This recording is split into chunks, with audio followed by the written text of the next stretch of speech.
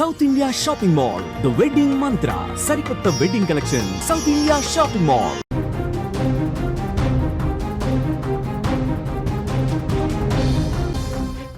Warangal corporation ఆఫీస్లో రాసలీలలు, office పని వేళల్లో పాడు పని, లిప్ కిస్లతో రెచ్చిపోయిన అధికారులు వీడియో తీసి మరికొందరు సిబ్బంది బయటపెట్టినట్లుగా తెలుస్తోంది. ఉన్నతాధికారుల దృష్టికి ఉద్యోగుల రాసలీలలు వెళ్లినట్లుగా తెలుస్తోంది. మందలింపుతో అధికారులు సరిపెట్టారు. అసాంఘిక కార్యకలాపాలకు, రాసలీలకు కొన్ని ప్రభుత్వ కార్యాలయాలు ఇప్పుడు అడ్డగా మారుతున్నాయా?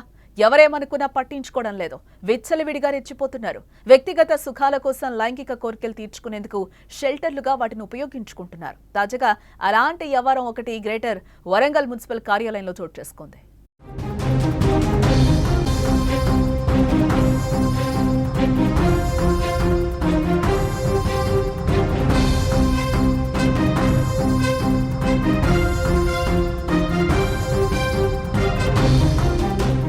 గ్రేటర్ వరంగల్ మున్సిపల్ కార్యాలయం నిత్యం సిబ్బందితో ఆఫీస్ కలకలలాడుతూ ఉంటుంది. సమయం సాయంత్రానికి వస్తోంది.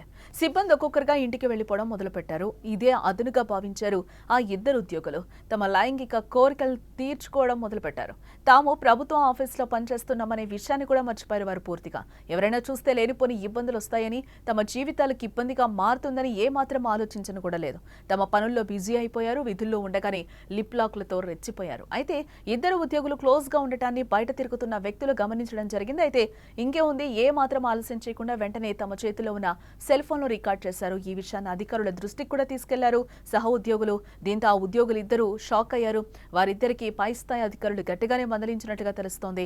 ఇటీవలే వారు కొత్తగా ఉద్యోగంలోకి చేరినట్టుగా ఆఫీస్ అధికారులు అంటున్నారు. మొత్తానికి ఆఫీస్కు వచ్చిన కొత్తలో వారు రెచ్చిపోవడం తోటి ఉద్యోగులను కలవరపెడుతోంది.